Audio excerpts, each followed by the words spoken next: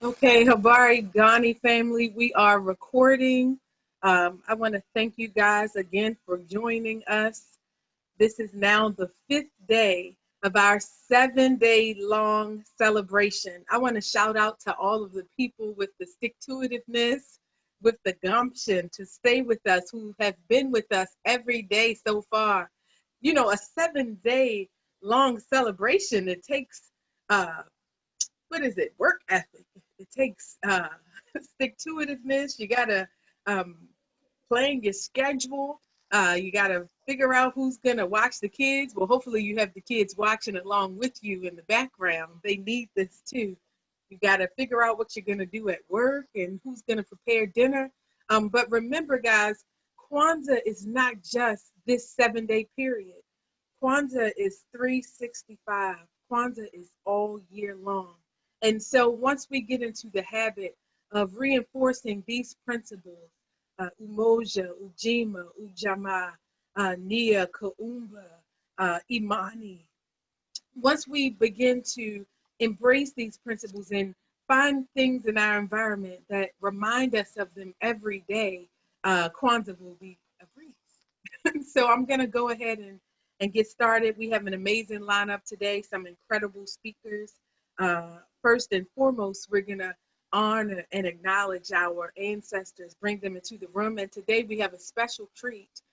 We have Sharif, a prince out of the Yoruba kingdom in Nigeria. He has pre-recorded his video to ensure that we don't have any delays in our Wi-Fi signal. And so he's already sent that in. So I'm about to share my screen so that we can officially get started.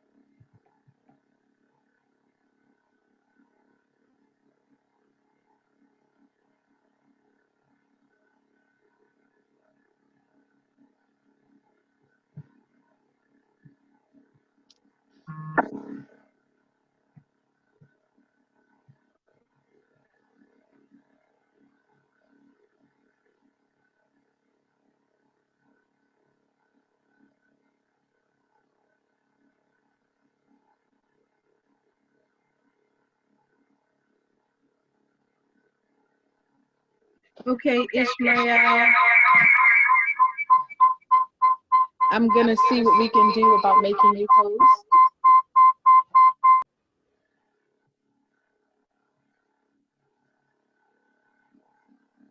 Yeah, I think I don't have that video.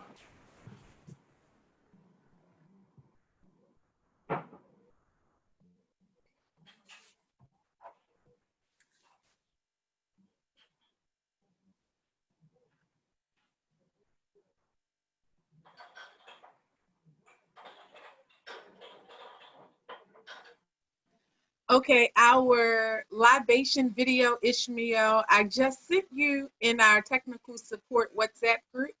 I sent the link. If you can please play it from there. It looks like once again our sound is not being kind to us.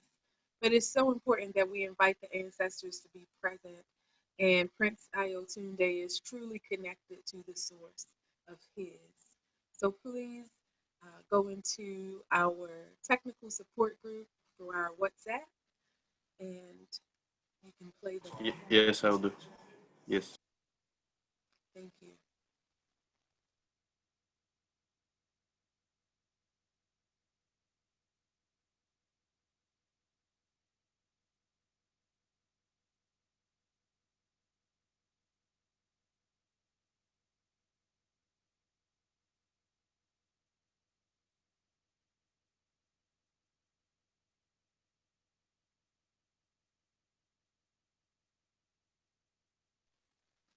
Ishmael, while you wait, I'm not Yep. sure. I know that you are the technical support for the International African School. It would be great if we could also stream live from the International African School Facebook page. At least our Facebook fellowship would be able to see what's happening today. I will make sure that we go back and post the link for the Zoom in case they want to join us here as well.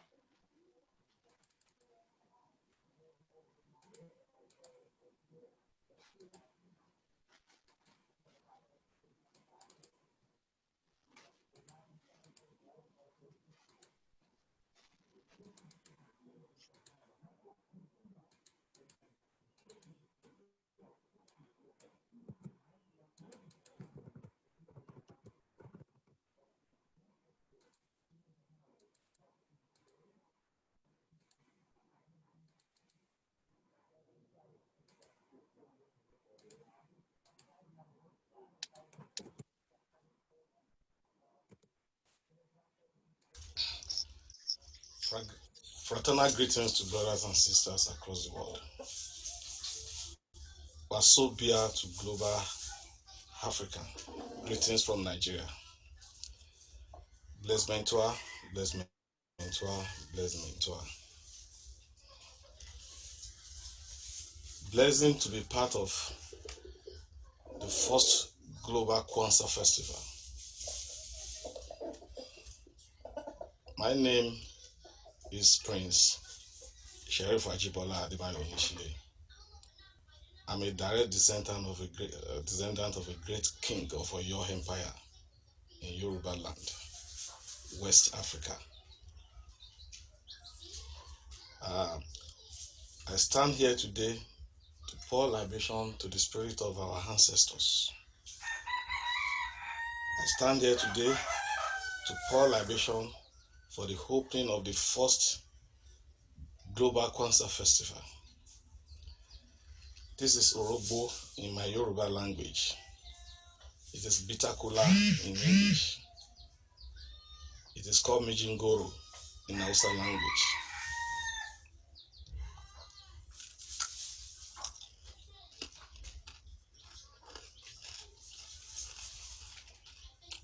I pour this libation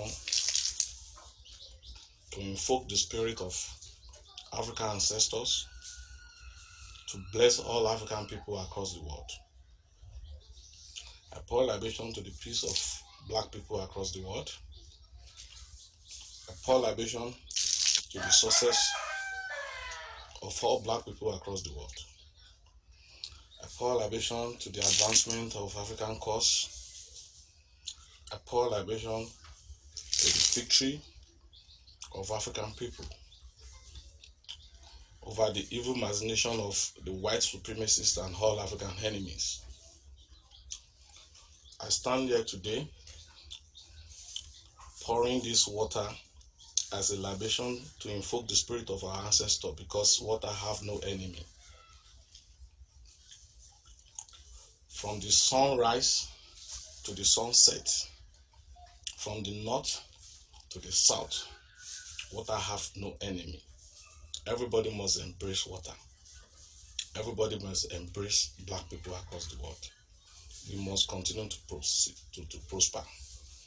Black people must continue to succeed. Black people must continue to reprocreate by the power and the spirit of the ancestors, I pray. By the power and the spirit of Eledumare, Ashe, let there be peace and let the celebration of the Kwanzaa festival begins. Ashe. Ashe, ashe, oh.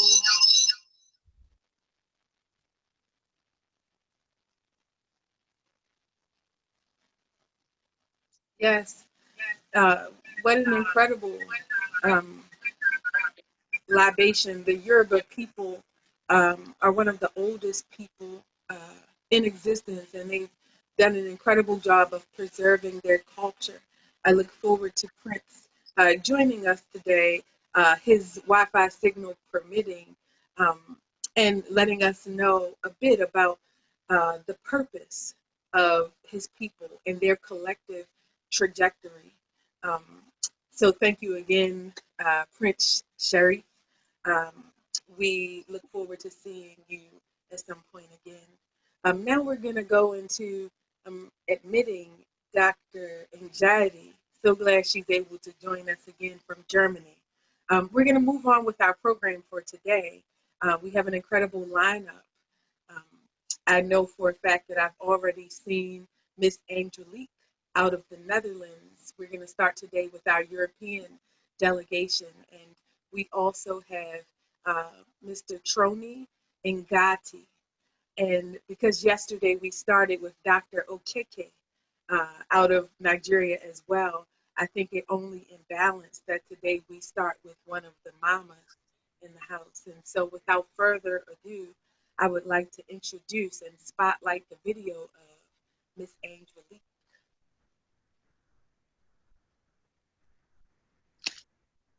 You want to start? Yes, we will. You want to start with me? Okay, I thought Troni would start. Isn't Troni here? Oh, my sister, you're surrounded by the stars. You Yes. are constant. Surely you're gonna help us join you in the sky. But Troni, you would start first. That's what we agreed. Kim, I'm a lady. Oh, you are lady. Lady. Okay. Oh dear. It's very okay. It's very okay if you begin to imbalance the balance. No, I'll spotlight the video, Troni, and we'll go there. Okay, you have two Tronies, so maybe you might want to take the Troni iPhone. All right. Right, yeah. Let us see. Troni iPhone. Okay, so I think you need to start your video. So Okay, great.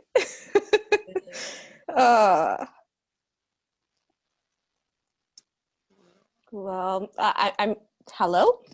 Yes. To you all, my name is Troni Ngati.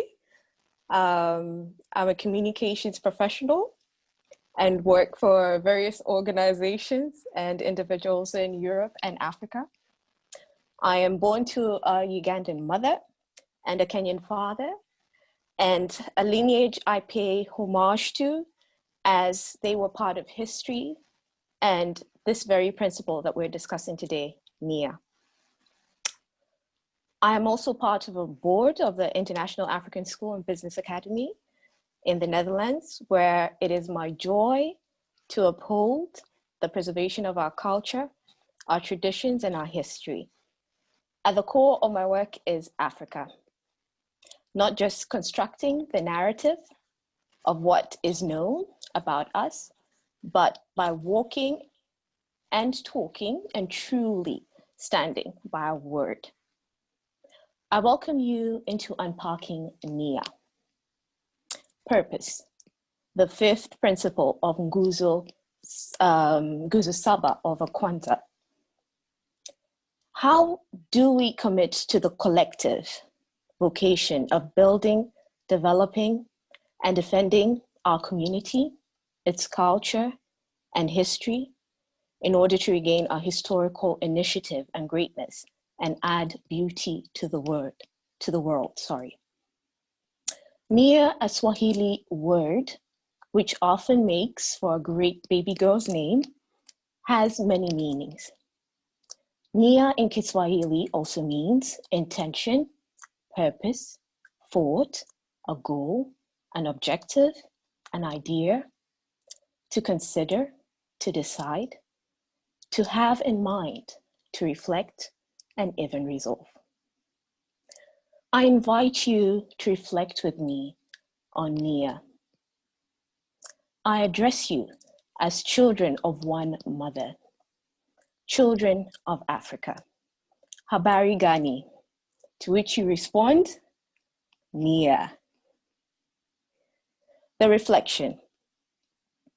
Nia, our purpose. Children of one mother, welcome home. Children of one mother, you are at home.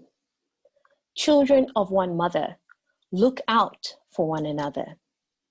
You asked, what is your purpose? That is it. Whom of you is the firstborn? Whom are the middle children? Whom of you are the lastborn? You have a duty. All of you are my children. I love each one of you the same. Have you lost your way? Have you felt unloved? Have you felt abandoned? Today, I say sorry. Today, I say there are many dynamics to what you know. Your history cannot be learned in one day. Your pain cannot be healed in one day. Your purpose is to know thyself. Your purpose is to know thyself. What is it that is your burden? What is it that you see wrong? What is it that you grow not tired to mend? That is your purpose. Children of one mother. There is no head, there is no tail. Children of one mother. There is no beginning, there is no end. Children of one mother, though scattered across the world, your blood is thicker than water. You will find your way home. Every river has its source, and children never get lost. Children are found. Your purpose is in your name. Your purpose is in your hands. Your purpose is in what you see. Your purpose is in what you hear. There is no limit to what you can do. There is a limit to what you choose to do. You set the boundaries, you open the doors. You are the main act in the equation. What is it that causes your blood to boil? What is it that you find joy in? What is it that is healing? What is it that causes your sister, your brothers, your children, our people no harm? That is the purpose. Your purpose is enormous. Your purpose is to make sure that around you all are well. What is well? Well is of the mind. Well is of the soul. Well is of the body. Well is all around you. Who among you is not well? Who among you lacks the nourishment, the love of me, your mother? Step in, that is your duty. Step in, step in. Don't give handouts. Work together Unless you are perfect, hold your tongue in place. Think as to what you want to cause into existence and create it. That is your purpose. Rewrite your history. Write your now. Mold. Each one of you has an assignment. Do not go to bed before knowing how 5 of your siblings have spent their day. There is nothing like busy. Too busy to inquire how your brothers and sisters are. That is your purpose. Let each family member do something in the house. In so doing, the house will stand. Children of the same mother, today is your new day. Do that which you were born to do. If you are unsure, ask yourself this: have I failed you, or have you failed me? Where that answer hangs in the balance, pick it up. That is your purpose. Purpose shows up when you decide a course to take. Purpose shows up when you would rather do the duty you give yourself other than what is expected. Purpose is yours to discover until you join the stars, to which there is no beginning and no end. You are timeless. You are purpose. You are near. Intention. What you will, wills you. In conclusion, in case I have lost you in the conversation, remember this Ugandan proverb: though pots and the wooden cooking stick may argue in the kitchen, they all show up to cook. That is your purpose. Show up and cook in the great fire of life. Asanteni. Thank you. Habari gani? To which you respond, Nia. Thanks. Oh, wabale, Muganda Wangi. Our sister. Kale. That was so beautiful. Wow. I love Wow. it. Indeed. This Ishmael. was very beautiful, Chloe. Yes. Asante. Thank you. Ante. As I listen That to is you, the purpose. as I Yes. listen to you speak, it's like a mother, I speaking tried to to her be a mother. child. Yeah, it's like the Today. earth Yeah. speaking to our African people. Yeah. That's how I related to your poem, your writing, your speech. It's like Mother Earth is speaking to us Africans, Oh, to she unite, is. to Wow. not hold resentment of the past, to Yes. forgive and embrace one another, to not feel left out. Mhm. So I really connected to your message. Thank you. Nice. Haribo. Asante. I've been over there in Uganda, and I'm telling you, those Wangi, the Jajas. I mean, I Uh-huh. shouldn't say Muganda Wangi. I should say Aladi Jaja, because you have the Uh-huh. spirit of an elder. Before we move on, I Right. want to reach in and connect with Ishmael to know if we are live on the International African School page on Facebook. I'm not able to see that now that I've given the hosting abilities to Ishmael. Are we live? Yeah, I'm working on it. Oh, perfect. So we're going to continue to keep it moving in the spirit of Kim, K-I-N, keep it moving. And it looks like we are now streaming live on Facebook. I know that everything you said about purpose is in divine alignment and a message for the global African community. Being a woman from Uganda, what do you see as the purpose for global African people as it relates to what's happening in Uganda right now? How can we be a part of your story? How can we be a part of you in Uganda, Ugandans actualizing your purpose? Mm. Well, I'm first Kenyan before I'm Ugandan, but you are right, because there is a saying in the Buganda culture that it is the side of the mother that raises a child. So I'll speak for the mother side. I'd say the major purpose that and role that we can play is to listen. Listen to what our children want. They want change. How do they want that change to happen? Listen to that. But the dynamics of Uganda are very difficult to explain even just now. We'd have to take an entire other Zoom chat to explain as to what can be done. But for now, I would say a prayer, but as you say a prayer,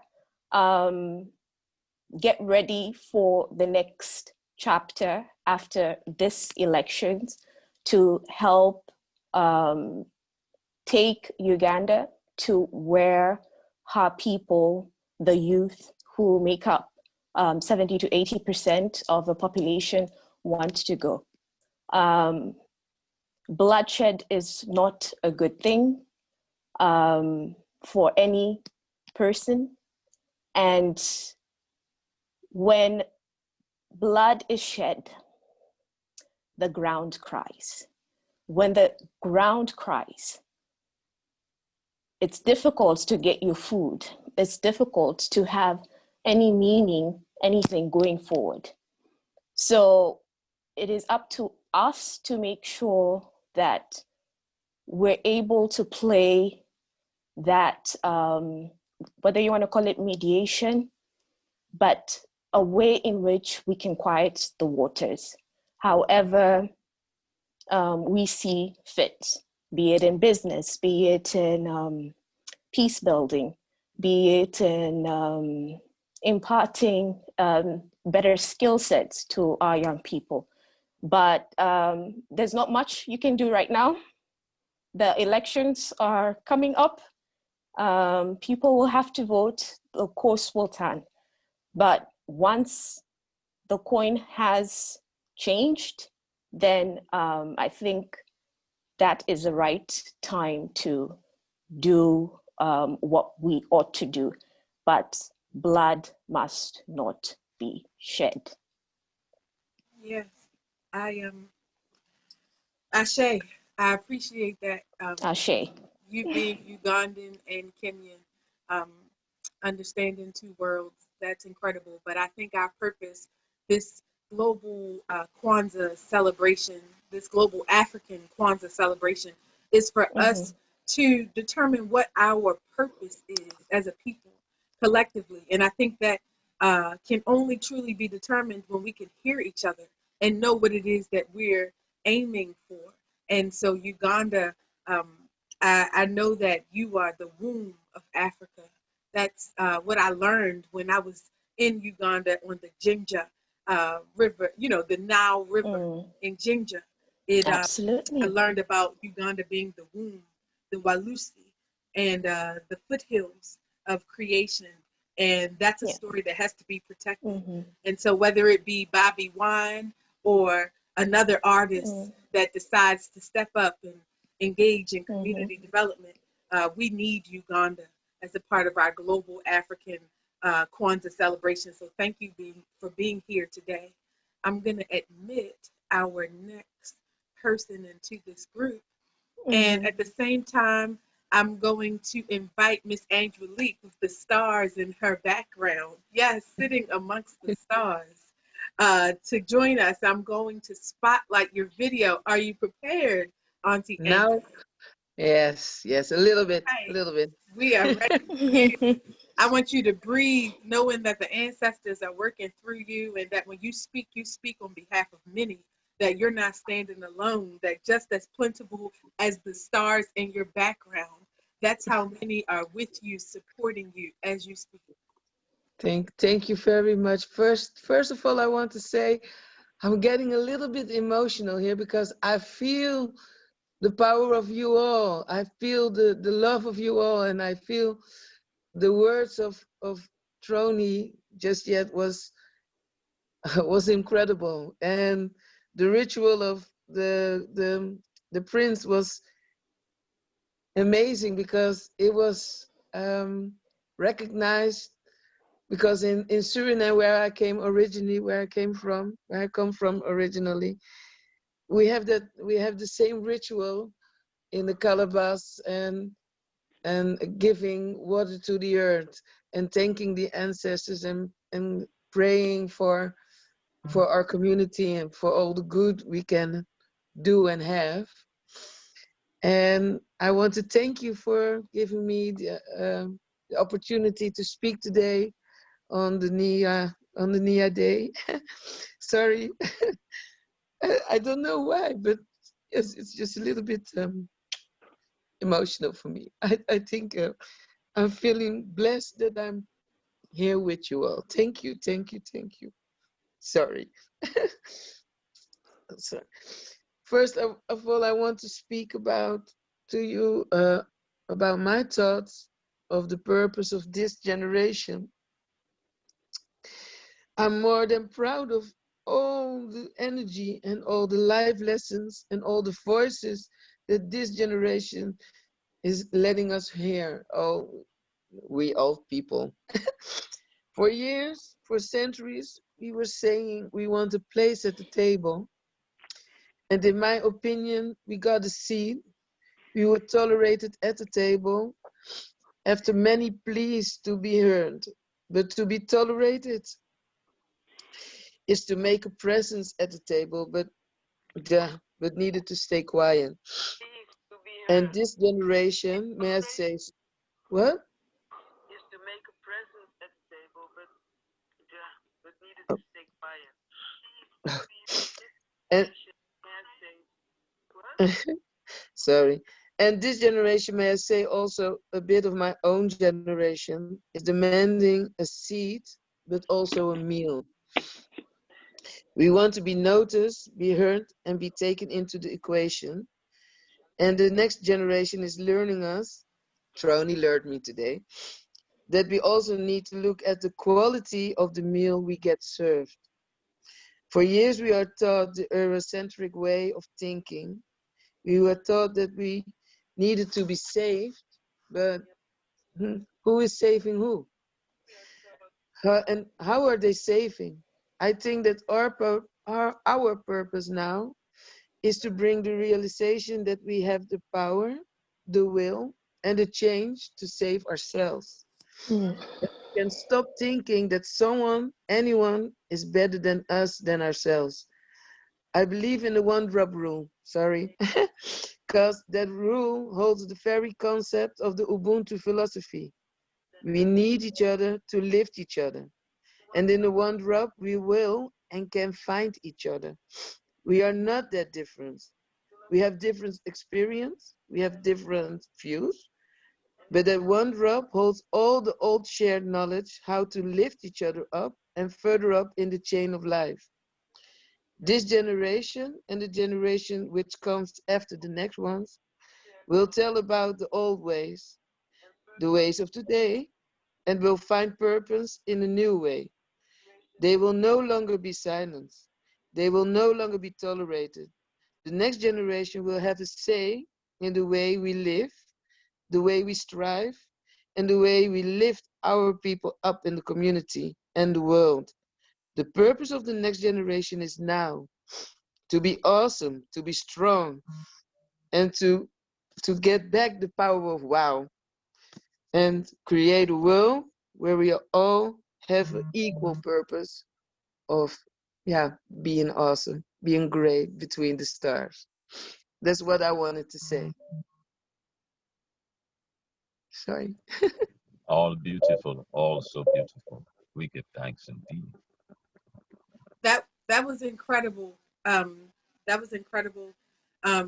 It's so important that we understand that this conversation is continual, determining our purpose, maintaining our connection. It's a collective effort. I want to invite the next young man to our spotlight video. He's our next speaker for today, Talib Sabir. I've known him since he was a teenager, and I've seen him evolve and find his purpose in ways that has begun to change not only himself, but the entire community that he's a part of. I'm going to start by playing a video that he's created. And if you give me 1 second, we're going to make sure that we play that right now.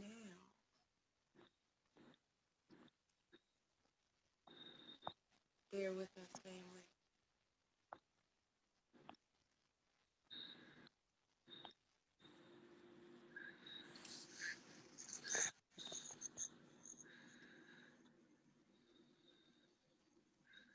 We're going to ask that anybody that is not playing the video from their end, that they mute their videos. The only person that should be unmuted as we speak is Talib once he speaks. Hey, Talib.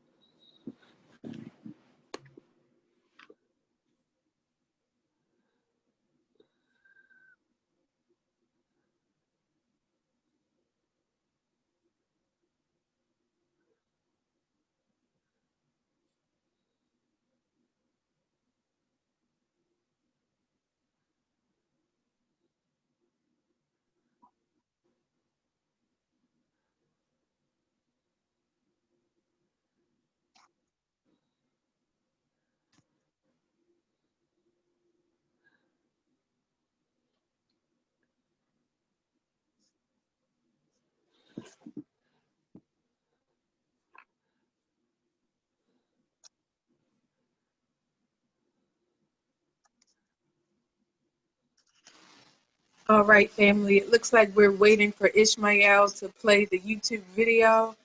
Ishmael, is that possible? Yes. All right. Sante Sana.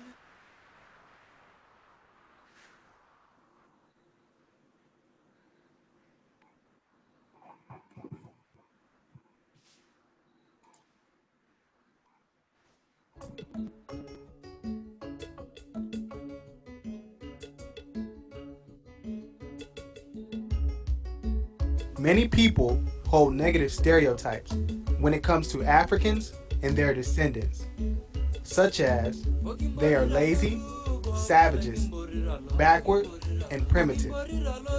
The same holds true for the African continent, with constant images of dilapidated, underdeveloped, and crime-ridden areas being the dominant media portrayal of African countries.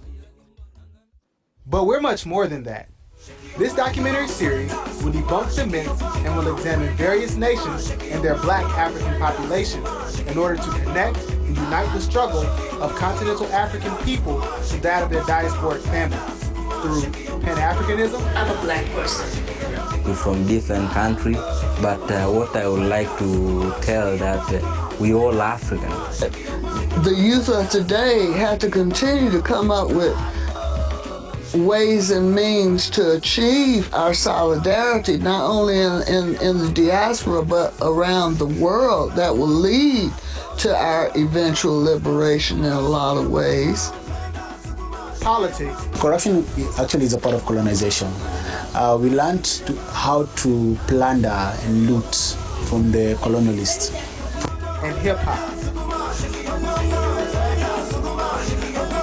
I mean, hip life is, I invented hip life. I wrote the 2 words. I came up with hip from hip hop and life from high life. This is Afro Hop. Afro Hop. The Afro Hop. Afro Hop.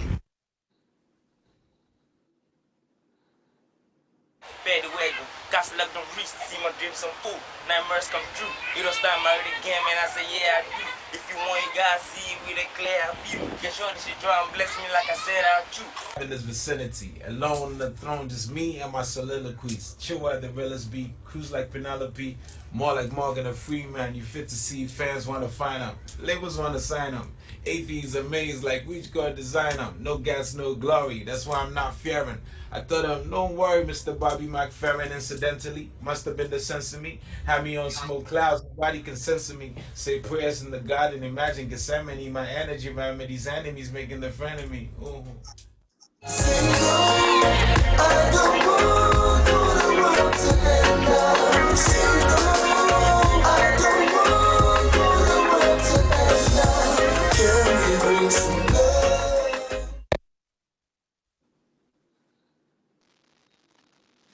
Nice, nice.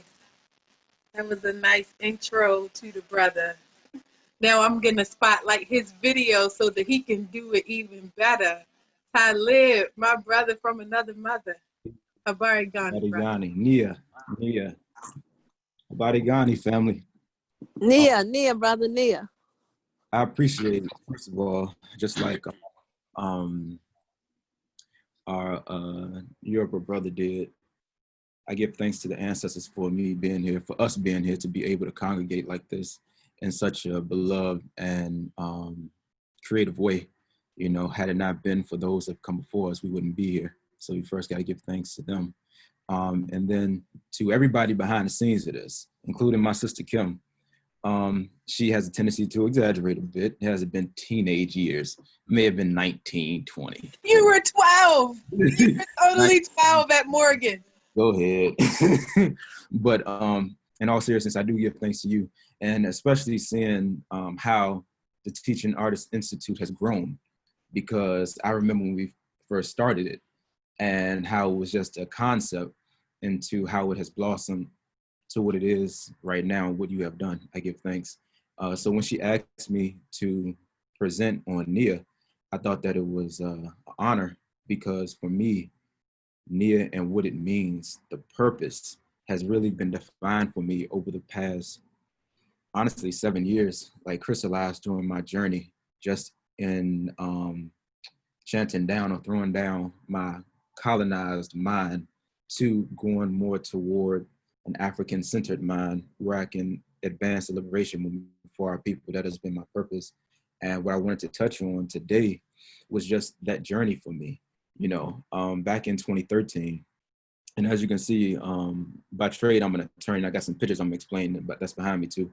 But in 2013, I experienced a tragic loss. My grandfather transitioned right before, this was my second semester in law school. So it was right before I took finals, and he transitioned from, I think it was prostate cancer. And prior to him transitioning, I remember the last conversation I had with him.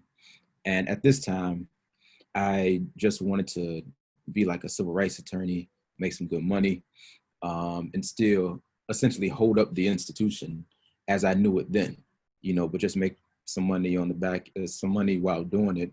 But also, if I can help some people out, then I'll do that. But at that time, I had an opportunity for 2 internships. I could have either took an internship in Capitol Hill, or I could have went to South Africa for an internship and study abroad. So I remember as I was conversing with him about this was the last conversation actually that we had. I remember him saying, or him, when I told him South Africa, I just remember how his face lit up. And for me, he didn't have to say anything else because I knew exactly what my answer was and what my decision should be. So at that point, I went to South Africa, to Cape Town in 2013.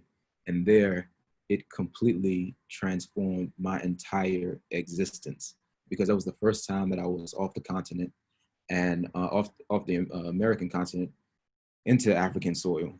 And not only that, to be able to build with so many brothers and sisters who look like me.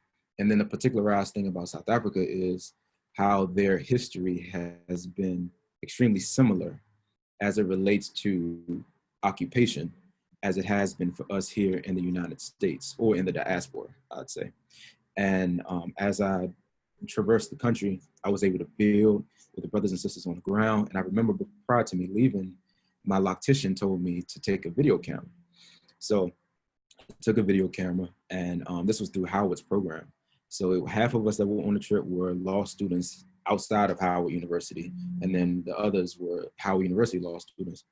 So during this time, I always give praise to my brother Farai, because he was the one that really helped to usher me into consciousness, because he was dropping the names of Patrice Lumumba, Robert Mugabe, Thomas Sankara, and some of the others, Kwame Nkrumah, who I didn't know at that time.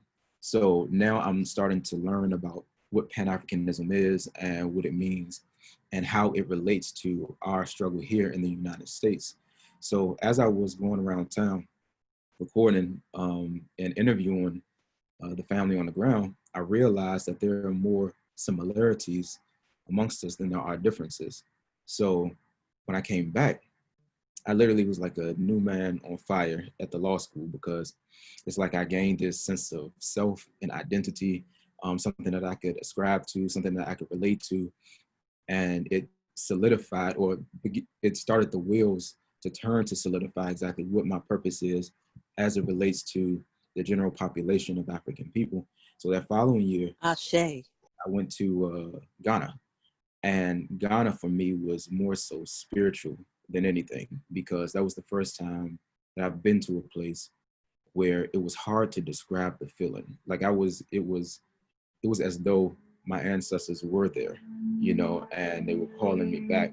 So the same thing happened after I got back from law school. After I got back from South Africa, I decided with Farad to do what you just saw, the Afro Hop trailer, but to launch a documentary that would focus on bringing us together as a people through like culture, or something that can tie us together, you know. And I spoke with my professor, property professor, and I told her that I was scared because I actually like doing film. And this is going into my second year in law school. I'm already in some debt, you know, so I don't want to graduate the school without having something to produce from it. But she put me in contact with some folks that really helped to advance some of the stuff that I was doing in film. So I went to Ghana, and when I was there for 2.5 months. We had the study abroad program there as well. But I really had a chance to tour the city and build and start to really put those building blocks together to create that bridge between brothers and sisters on the continent and those here in the diaspora. So as I was doing that, again, I realized, okay, maybe this seems like something that really connects with me. It seemed the connections that I was making on the continent just came so effortlessly and so easily that I realized, I'm like, okay, this is what's up. This is really what I'm supposed to be doing. So I come back and I graduate in 2015. And when I was organizing here, because I'm an organizer as well, so when I'm organizing here on the ground, I'm able to build with like some of the young brothers and sisters and let them know exactly about the heritage, the history, and the culture that we haven't been taught as a people because it's been cut off from us. And 2015, I went to Kenya and Tanzania, and there I was able to build with Mama C and MZ Pete O'Neill in Tanzania, and that really helped to catapult, you know, some of the things I was doing as well, because I saw what they were doing in the new Black Panther Party on the continent, how they continue the programming that they were doing, and as well as get some much needed wisdom and advice from them, and advancing and still working on my documentary. And then that was 2015. So 2016, I went back to South Africa to work with the PAC in Joburg, and then 2017 to Uganda. So that's the pictures that you see behind me. I was able to build with a couple of the brothers that's out there, and I was able to go to Jinja and sit at the Nile to really take in, you know, the superhighway that our ancestors used to traverse back and forth throughout the continent. And then again, everything started coming together for me. I was able to build with the youth out there and connect the organization, Ilham Girl Child Charity House, that does some great work with the young sisters and keeping them in school, connect them to some of the stuff and some of the organizations that I'm a part of here. 2018, I went to Brazil and back to Ghana. But in Brazil, I realized that I thought I was in Africa. But when I went to Brazil and Salvador, like that completely blew my mind, because I had no idea they were so entrenched in the culture, like the African culture. They didn't lose it, you know, and it was a beautiful thing to see and to build with. And then last year I went to Peru and Lima and built with some of the brothers and sisters in Lima as well. And then this year we were in Tulum in Mexico. But throughout the entire journey, throughout the 7 years that I've been organizing, that I've been working, and I've been coming to consciousness, it has really helped to solidify exactly what my purpose is. Because throughout everything that I do, be a film, even with being a lawyer now, representing my community, giving pro bono hours, doing the advocacy work within the community, being on the grassroots aspect of it, like literally taking away buildings from governments and stuff like that in order to advance our liberation, you know, as a people, has helped me to advance what it is purpose that Nia represents as it relates to purpose. So I always give myself to my community and to my people to where I can be like a vehicle to whatever it is that we need to advance that. And then I'll end by saying this. One of the things that I always like to share when doing presentations is books, or our books, because books and reading is something that we have to do to continue to educate ourselves, to continue to improve and perfect ourselves. And it's two people in particular, or two books that I have here that I want to share with y'all. One is Unity and Struggle by Emil Cabral. So when we talk about purpose, this helps to remind me that the fight isn't over, or as they say in Portuguese, a luta continua. And we have to continue to fight and continue to struggle. I learned about Emil Cabral from my brother Raiz, who's a Cape Verdean artist, but he's based in the diaspora in Europe. And he was dropped his name in a song. And this is like maybe a few years ago. So I never knew who Emil Cabral was. But then as I started to learn and realize, okay, this was an engineer, a trained engineer who used his skill set to help to advance the liberation of his people in Guinea-Bissau, as well as Cape Verde. I can do the same thing as a lawyer, you know, as I'm operating in the purview of the legal field.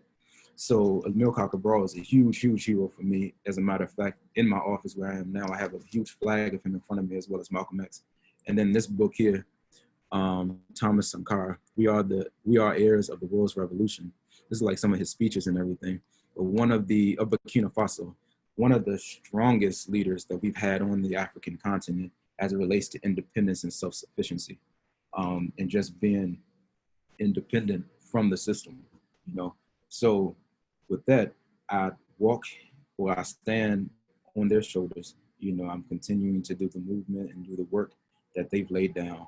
And in the spirit of Nia, you know, I want to continue that and continue to share that and build the youth up so that way we can continue to advance that liberation movement.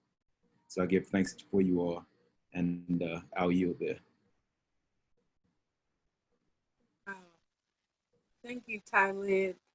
I feel like a lot of the work that you've done in the community space has really helped to elevate our collective purpose. At this time, I want to do what we haven't really had a chance to do throughout this week during Kwanzaa. I want to bring our three speakers back onto our platform and allow questions from our intimate group here.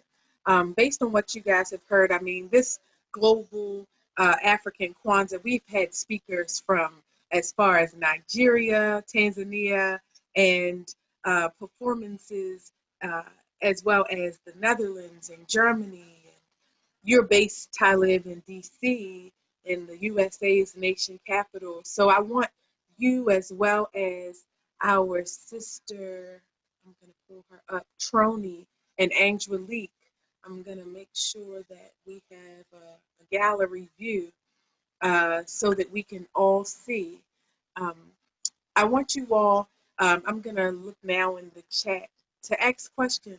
Let's have a mini dialogue today. I'm not going to serve as a moderator for this point. If you have a question, I want you to open your mic and ask our guests today. Tell us, what are your thoughts? What are your questions about our community's global African purpose? No need to raise your hand, Odelia, though I do see your hands raised. Yes, that's our leader of the International African School. Shout out to you, the brainchild and visionary behind this work. Thank you. We have set up the African School to be able to teach history and culture and languages in the diaspora. So we do it online. You can always look for us. Now, my question goes to Talib and Angelique. I am an African from Kenya. I grew up there. I came here when I'm an adult. So I was already grounded in my culture. And I remember when I came here and experienced the Eurocentric culture, I almost lost my mind. So I went back, for safety in my own culture, and it gives me a lot of confidence. But in my journey here, you know, when we are in Africa, we see you brothers and sisters in the diaspora as our brothers and sisters. We see you as Africans. But I was a bit, confused when a sister from Suriname told me, no, we are not Africans. So I just wanted, you know, an answer to that. Because this is how we feel from the continent, that you are our own. So for me, it was very surprising to be told, no, I'm not you, you know, I'm not of you. And I was just wondering, how do you process that?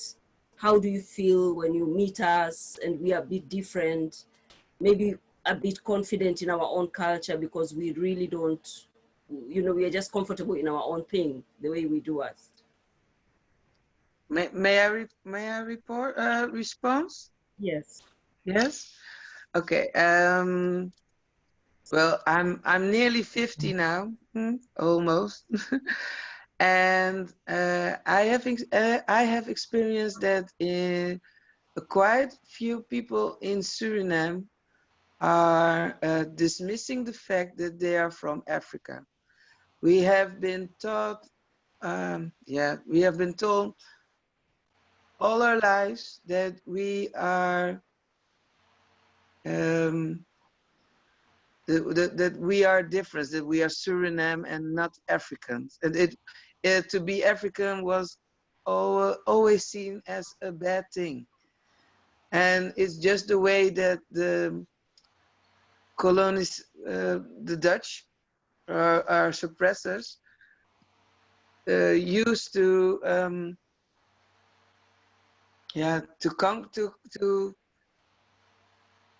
to break our mind, because if we don't belong to Africa, we don't belong to Suriname, we can only belong to the Netherlands. We can only learn about their ways and think like them, and yes, and we must decolonize our mind, and that is a big war. No, sorry, it's not the right word, but I feel it in my own community that it's a very big issue to talk about, because I think I think that I have learned in the last 10 years that I can be proud of my African part. That I must be proud of my African. And the last 10 years is when I get the knowledge of the will to explore that part of myself. And in Suriname, people are still very afraid of their own selves. And I cannot blame them, because if I look at my mother is one of the people, if you say to her she's from Africa, she will say resolute, no, I'm not from Africa, I'm from Suriname. And then I say, but Mom, you're originally from Africa. And then she says, no. But that is what she has been taught her whole life.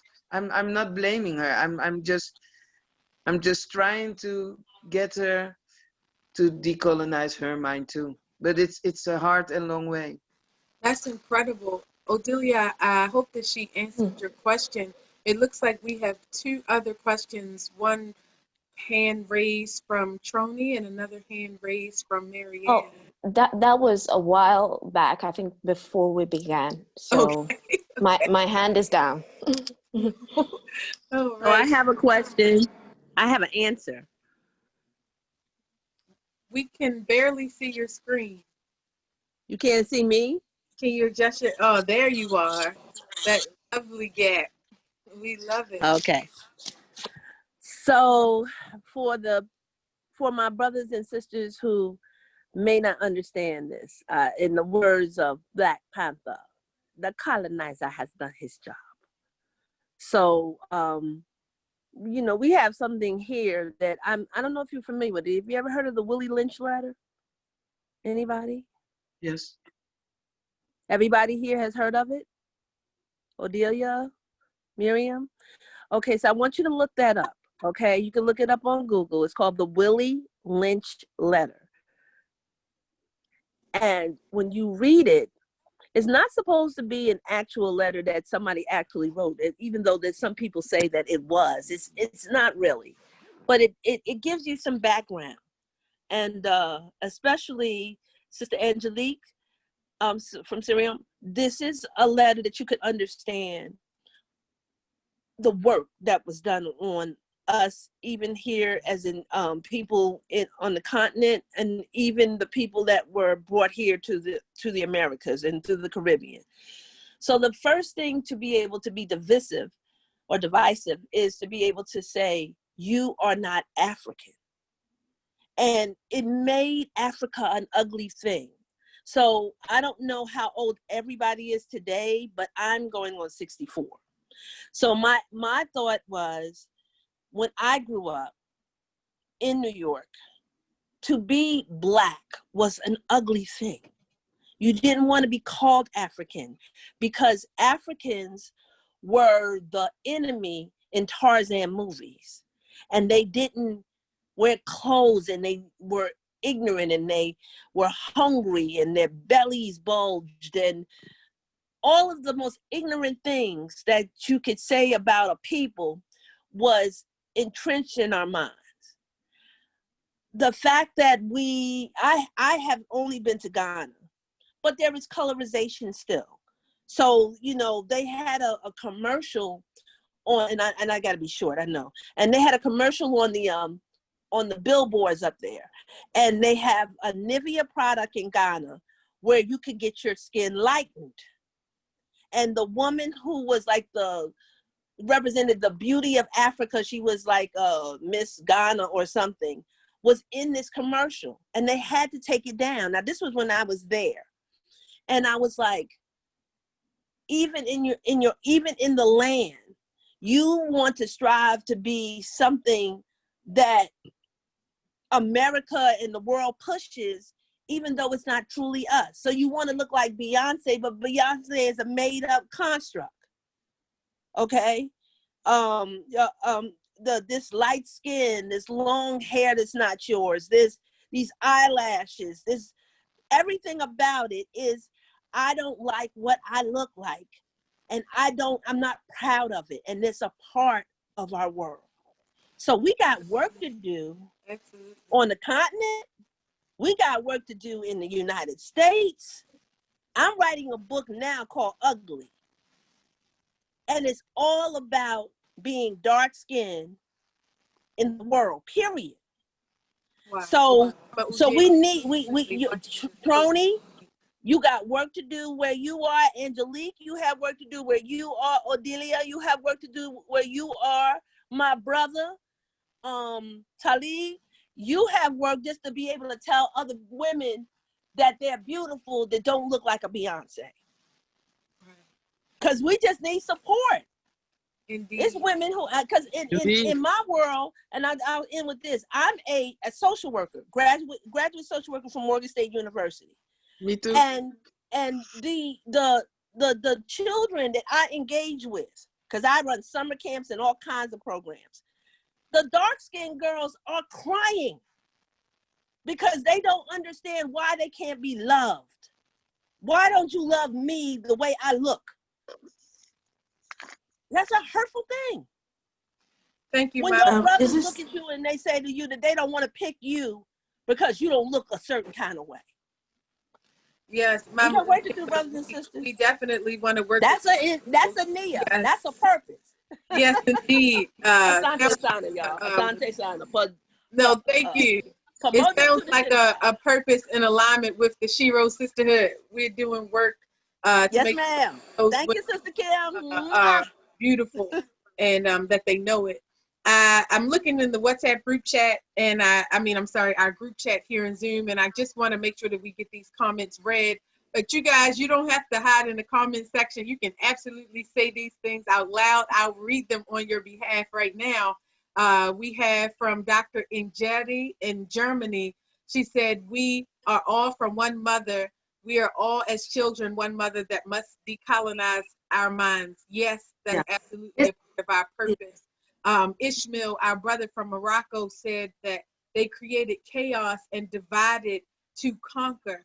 It is very painful that the African brothers and sisters sold out human beings. They should protect at all costs. We need to change the narrative, but never forget the history. We need to unite and create a safe haven for future generations. And then Dr. Injeri, she said, Ashe, if you colonize the mind, you can colonize the body. And Haki says, indeed. And Levy says, preach, preach, sister. I want to make sure that Talib gets an opportunity to answer that question. Talib, I see that you have a response. So please let us know. Thank you. So once again, I wanted to, because I know exactly what the sister was talking about. And I actually have, because I'm a poet too, so I have a poem that's called To Sister Ujima, a poem called Apology Letter to the Black Woman that I wrote, as well as there's another poem, and my brother Yafet is on here. He actually is from Eritrea, but it's called African versus American, that touches on that very point. But two books in particular, once again, going back to the books, Black Skin, White Mask by Frantz Fanon. Excellent book to read as it relates to that, sister, and just that divide and how we operate here. And then Cultural Genocide in the Black and African Studies Curriculum by Yosef Ben Yakinen. Now, to answer your question directly, I'll give an example. When I was in Ghana, I never forget, I went to a shop to get some clothes for an internship. And the sister who was running the shop, she said, "What's up with y'all African Americans?" And I'm like, "What do you mean?" She says, y'all never finished school. You're in jail. You have all these babies and all this and that, right? So I said, "All right, well, where did you get that from?" She said, "I got it from the media." I said, "Okay." So if we use that same media, then I would come to you and say, "I'm surprised you have this shop. I'm surprised you have running water. I'm surprised that you AIDS isn't running rampant in this country." You know, things of the kind. And it was at that point that she realized that the media has a strong play into how things are and the divide that happens, along with policy, international policy, as well as domestic policy that wants to divide us Africans in the diaspora from those on the continent. And you have to understand, we've been in this battle since what? Prior to, for a good 6,000 years, Africa's been under siege. And from the invaders that came from Europe down into Africa to push them out. And then not only that, you have to understand the Arab slave trade that predated the European slave trade for 1,000 years. And then when you get caught up in that, and now we're taken to another land, we've been stripped of culture. We've been stripped of any type, your mother tongue. You've been told and beaten, again, like the sister Ujima said, you've been told and beaten that anything Black or African is bad. Everything that may be white or Anglo-Saxon is good. So when you're indoctrinated like that, and then you don't have the resources to reinforce that, because racism and white supremacy is 24/7. The media, and it's all in all aspects of life. So that's media, that's politics, that's education. I can talk about the educational system as an education attorney and how these kids are being discriminated against. Sex, war, like every aspect that you can think of. So when you come across, when we have a brother or sister that's from the continent that comes here and engages or interacts with the African brothers and sisters that were born here, more likely than not, unfortunately, a lot of the brothers that come from abroad are brought in places that aren't necessarily well-versed in culture as it relates to African culture and where we come from. They've been stripped of it, so there's nothing to reinforce it. So if you come in, let's just keep it $1.50. If you come into the hood, and you know that's not what's taught, or even if you go into the so-called educated circles of the petty bourgeois, which I would represent, being an attorney, the doctors, lawyers, and stuff like that, all because you have education and the degrees within these universities don't mean that you're getting that African-centered education. So a lot of times you encounter people who are uneducated culturally to what's going on. So that's why you have that dynamic, and you're always taught to be white is to be right. So why would I want to attach myself to something that seems to be dilapidated, seems to be always in war in the images that they project. And I think that's what happens. And because we've been beaten in the head, remember, this isn't just 400 years. This is thousands of years worth of work that we've had to kind of pull ourselves up from. That's how you have this dynamic. So I would say, don't get discouraged or don't get disenchanted by some of the ignorance and the exact definition, meaning of the word that spews out of the mouths of those who are uneducated, you know, but be reassured in spaces like this that that Pan-Africanism, that consciousness or that knowledge of self does exist. And something that Malcolm X said was, and I'll end with this, that, you know, at one point we all, you know, were in a position or a place where we were ignorant in some capacity. So for us that know, like Dr. Kwame Nkrumah said, Toure said, those that have consciousness, it's incumbent upon them to make the unconscious aware of their unconscious behavior. So we have to continue to make our brothers and sisters aware of their unconscious behavior, and that will assist us in being able to bridge that gap. Thank you, Talib. I've seen Talib, I know he said he wasn't 12, but he was definitely at least 19 when we were at Morgan.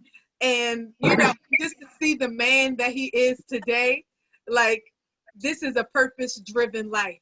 You mentioned Black Skin, White Mask by Frantz Fanon. And, you know, I know that Frantz Fanon has a quote that every generation must, out of collective obscurity.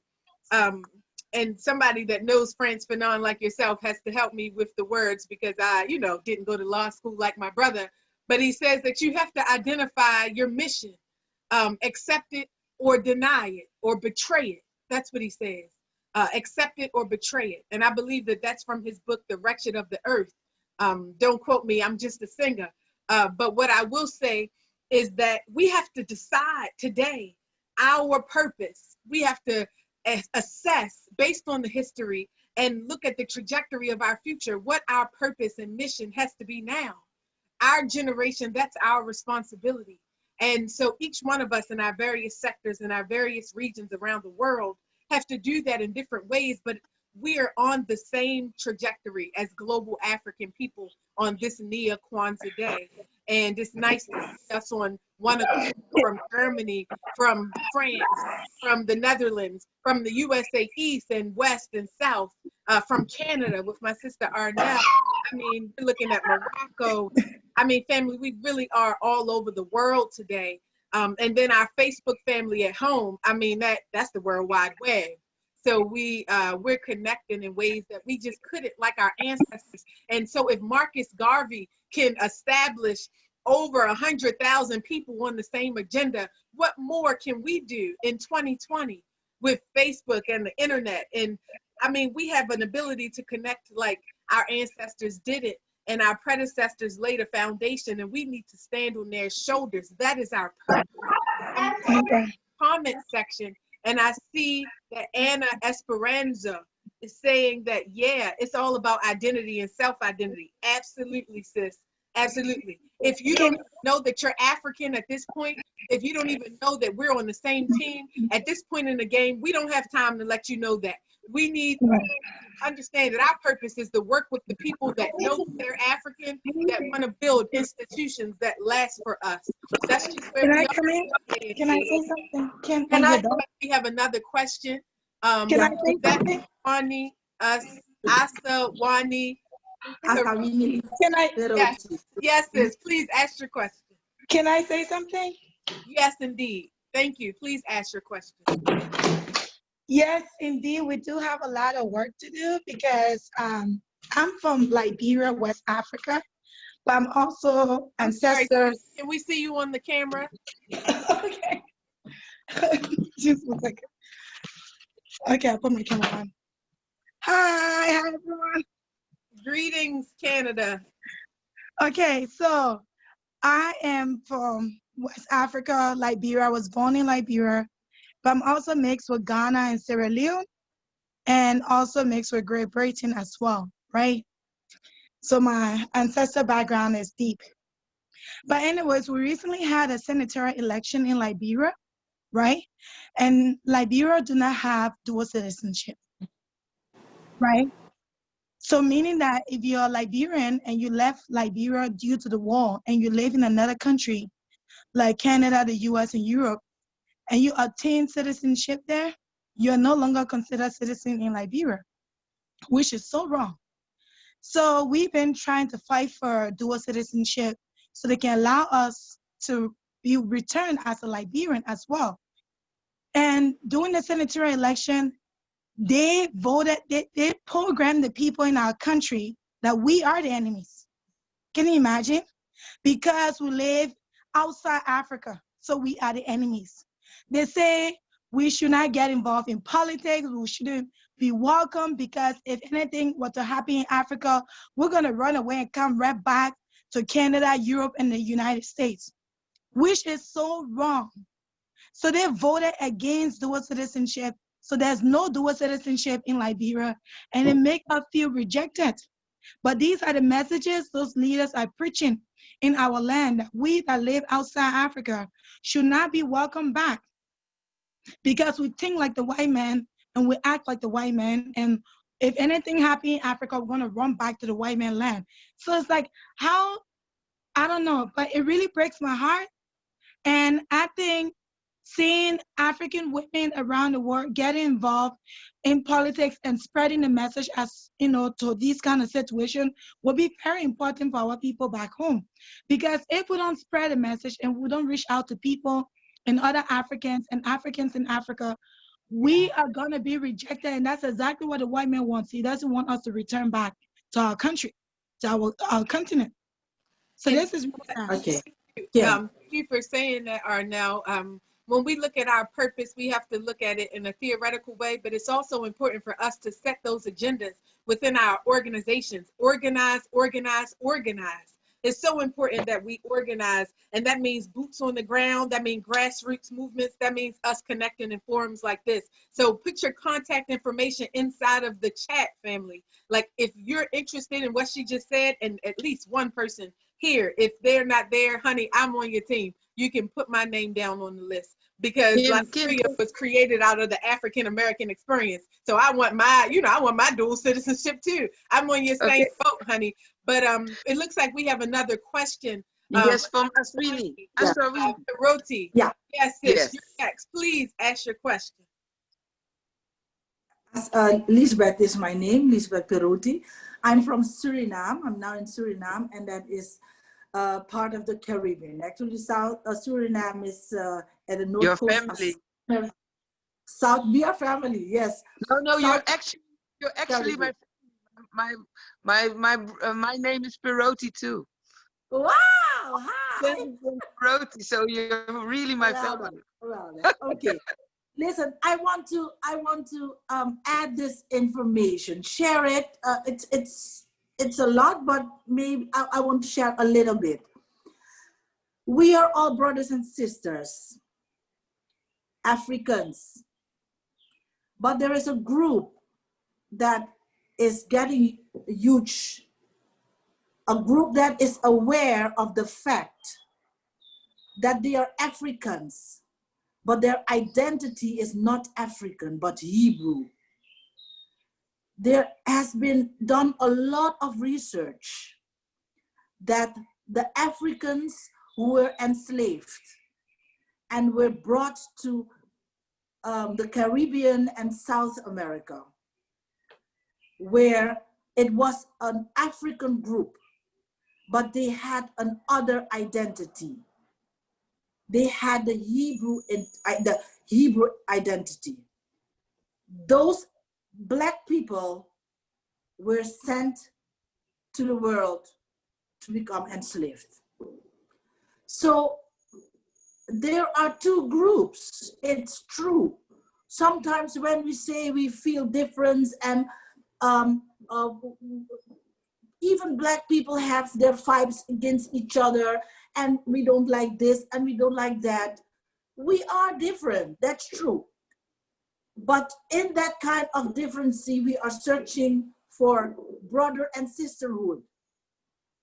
It is a fact that there are Africans who do not have the African identity. There is a group of Africans who have a Hebrew identity. And that is something we have to be aware of. Maybe most Absolutely. maybe most Absolutely. of maybe You most know, of Sister us. Paroti, yes, Sister Paroti, I think that that's definitely a topic that we should find literature on, and if you can post that inside of our group chat, all of us is interested in, or at least I personally am interested in diving into some of the identity politics happening down in Suriname, in South America. You know, it's so important that Surinamese women like yourself, like Auntie Dr. Beryl Beekman in the Netherlands, who's also of Surinamese descent, working with the International Decade for People of African Descent with the United Nations. All of the Surinamese women need to come forward and take the mic. I appreciate your question. I know that we are running out of time today, but I really enjoyed this dialogue. I think that dialogue is so important for us to determine and redetermine our purpose. Ishmael, I'm going to make you our admin one more time for today's meeting. We started today with our libation from Prince Sharif out of Nigeria in the Yoruba Kingdom.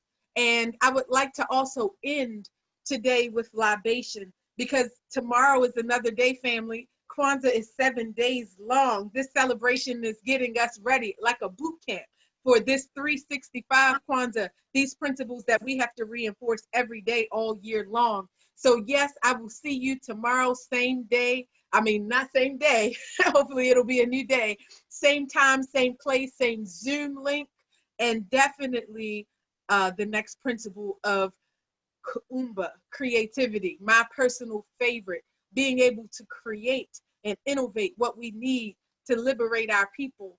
The Teaching Artists Institute, I like to think that's our specialty. So I'm going to make you the admin one more time, looking for your name in the list. Where did you go, Ishmael? Okay.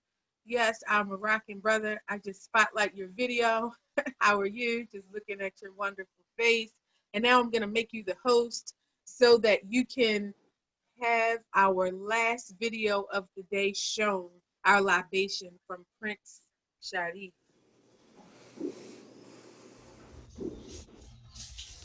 Greetings. Fraternal greetings to brothers and sisters across the world. Wasobia to global Africa. Greetings from Nigeria. Bless Mentor, bless Mentor, bless Mentor. Blessing to be part of the first global Kwanzaa festival. My name is Prince Sharif Ajibola Adebayo Onishile. I'm a direct descendant of a great king of Oyo Empire in Yoruba land, West Africa. I stand here today to pour libation to the spirit of our ancestors. I stand here today to pour libation for the opening of the first Global Kwanzaa Festival. This is Orogbo in my Yoruba language. It is Bitakula in English. It is called Mijingoro in Hausa language.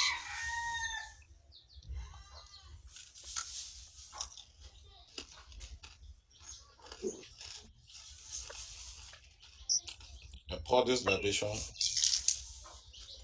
to invoke the spirit of African ancestors, to bless all African people across the world. I pour libation to the peace of Black people across the world.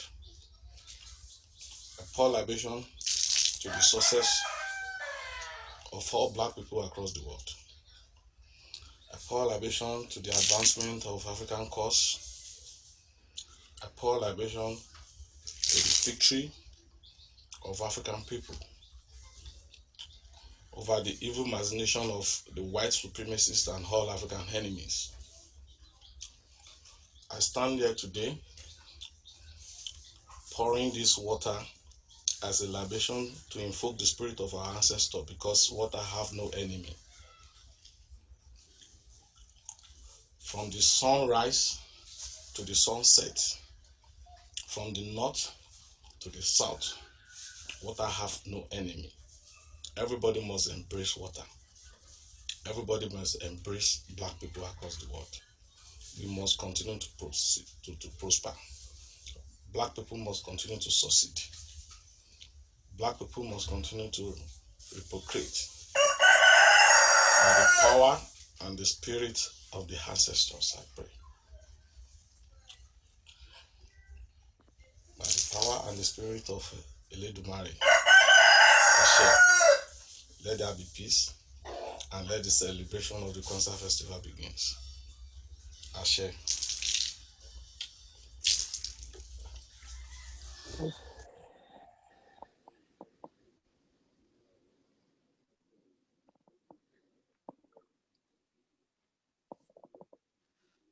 All right, family. We are coming to an end for today. Again, I look forward to seeing you tomorrow. I'm so excited that, again, you guys are with us for day 5. We have 2 more days to go, and Kwanzaa 365, Operation 365 has commenced. Thank you again for being with us from all over the world. Habari Gani, and as you all know, the answer to Habari Gani is Nia. Mike. Yes, Nia. Yeah. Our global African Kwanzaa purpose. Thank you again, and see you tomorrow. Okay.